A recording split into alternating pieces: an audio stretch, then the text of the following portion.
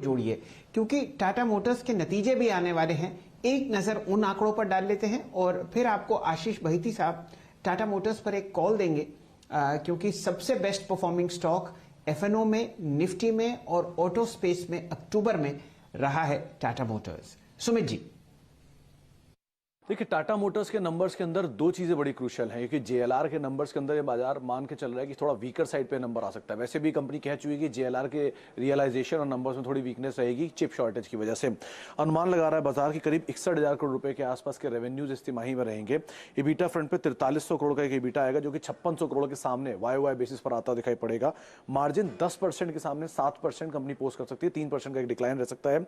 और घाटा जो 343 करोड़ था पिछले साल इस तिमाही में, वो 2900 करोड़ रुपए के आसपास आ सकता है इस तिमाही के अंदर।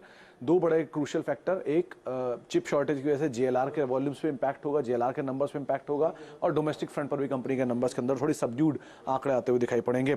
जेएलआर का वॉल्यूम 80,000 यूनिट्स, जो कि पिछले साल 91,000 यूनिट्स के आसपास था। रियलाइजेशन भी मोर लेस फ्लैट साइड पर रहेगा, लेकिन जेएलआर के जो बीटा मार्जिन उनमें एक स्ट्रॉन्ग डिप आएगा। 11% के आसपास के मार्जिन थे, जो टूट के करीब 6-6.5% इस तिमाही के अंदर पोस्ट होते हुए दिखाई पड़ सकते हैं। और ये भी माना जा रहा है कि वॉल्यूम रिकवरी शायद Q3 ऑनवर्ड्स आते हुए दिखाई पड़े, लेकिन यहाँ पे नंबर से ज्यादा क्रूशियल रहेगी कमेंट्री किस तरह की आती है, बिटवीन लाइंस क्या रहते हैं, और मैनेजमेंट गोइंग फॉरवर्ड आउटलुक कैसा देता है। तो ये दो तीन चीजें इसको बाजार कीनली वॉच करेगा, खासतौर से टाटा मोटर्स के नंबर्स में। चलिए, लगभग समझिए 1% ऊपर टाटा मोटर्स आपको ट्रेड करता हुआ दिख रहा है फिलहाल कैश में।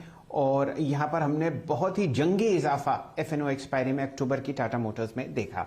जोड़ते हैं बहिती साहब को। आशीष जी बताइए, पोजिशनली टाटा मोटर्स कहां जा रहा है?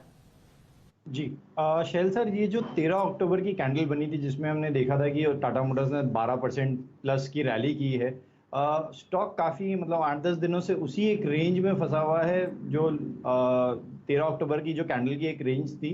हमें लगता है कि स्टॉक यहाँ से काफ़ी अच्छा पोजिशनड है। इनफैक्ट पूरे नवंबर सीरीज के लिए दिवाली और नंबर्स, ये दोनों ही अच्छे बाइंग के सीजन्स रहेंगे।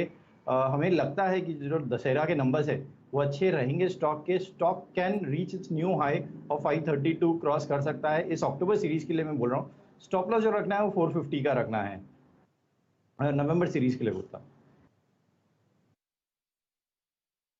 चलिए, तो फिलहाल ये जो मायूसी आपको आती हुई दिख रही है बाजार में, शायद ये मौका है कि कम से कम पोर्टफोलियो में आप टाटा मोटर्स के कुछ शेयर्स सिप के जरिए जोड़ें। ईवी स्पेस जो भारत में बढ़ती हुई दिख रही है, उस स्पेस का 70% मार्केट शेयर टाटा मोटर्स विराजमान होता हुआ दिख रहा है। चलिए, अब ऐसा करते हैं।